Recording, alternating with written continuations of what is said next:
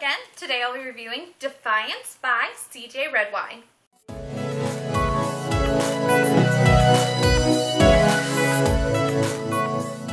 to start off, I'm trying out a new setup. I finally got a tripod, which is helping quite a lot, and I've also had a new lighting setup. So hopefully that should help a bit because I generally can only film in the evenings, which doesn't give you great light, but hopefully this is better. You can let me know below. As I said, I'm going to be reviewing Defiance by C.J. Redwine.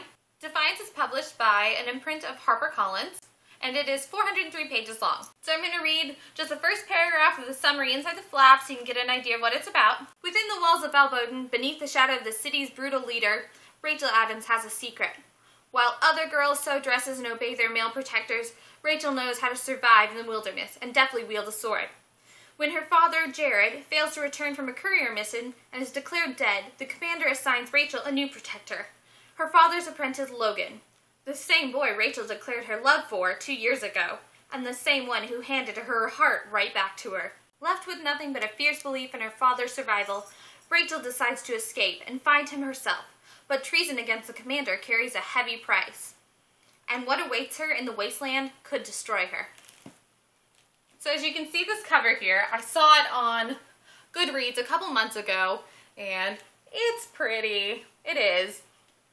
Got this kind of badass looking red-headed girl in a cape, and she's got big old tall boots on, and that combined with the summary I had read just got me pretty excited about it. It sounded pretty cool. Combination of fantasy and dystopian, and I like both of those things a lot. So when I saw it at the library the other day, I figured I'd pick it up.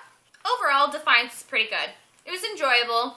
The story moved along pretty quickly. I think I read it in about a day or two. And I can see a lot of people liking this book. However, I did have some issues with the book. The two big things I had were the characters and the world building. Our main character, Rachel, has been trained by her father, like in the description, to be a warrior, and she's educated unlike most of the other girls in the city. She's also smart and beautiful, and that's kind of the problem. The characters are very Mary Sue-ish, which if you haven't heard that term before, basically means they're a little too perfect. Her and her love interest, Logan, who's also very smart, and he's a fighter, and he's attractive, don't seem to have a lot of character flaws, which helps round out a character and make them seem more real. As I stated with the characters earlier, some of the characters are pretty flat, especially the secondary characters, like Commander Chase. He's just flat out evil. He's evil, is evil, is evil. There's no reason at all given for him. He's a bad guy, he does bad things, end of story. We have no idea how he got this way, why he acts like this, or what he gets out of it other than power and control. Personally, I like my villains to have more depth. My other big problem was the world building, or lack of world building. This is supposed to be a dystopian society, where in a modern day time, around our own, they had drilled into the earth for oil and gas, but they drilled too deep, and they awoke these creatures called the Cursed Ones that tunnel through the earth, and they are attracted to noise, and they come up, and they breathe fire and destroy everything all over the world. However, one contingent of soldiers was able to kill almost all of the creatures except for one. Now everyone lives in these cities that are controlled by one of the people in this group that killed all the other Cursed Ones. And the commander of Rachel City, Balboden, is Commander Chase. He was the leader of this group that took down the Cursed Ones. Part of my problem with the story is that it's only been, say the commander was 20 or 30 when he took down the Cursed Ones to begin with. It says in the book he's 70 now.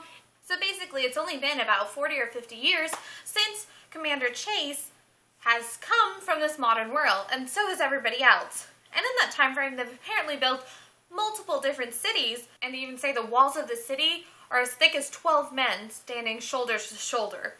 And I don't see how they've done that in a world that was completely ravaged by these creatures and almost destroyed, and yet they managed to build this giant city with this huge wall around it. On top of that, the entire social rules and social order has been completely changed. This Commander Chase, who's very misogynistic apparently, has made it so that all girls are no longer educated, women stay home, they raise children, that's it. They don't have any other options. They even made it so the women can't even go in public without their assigned protector, which is usually their father or their husband. In fact, even one woman was put to death for being out in public without her protector. He's basically a tyrant.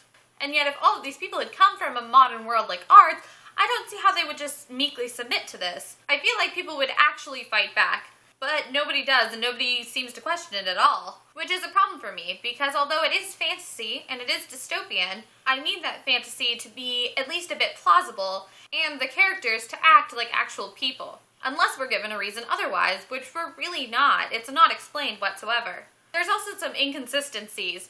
There's a point in their novel, Logan, Rachel's love interest, builds these really high-tech devices that help them over the course of the novel. For instance, he builds a device that can track her father when they go looking for her out in the wilderness.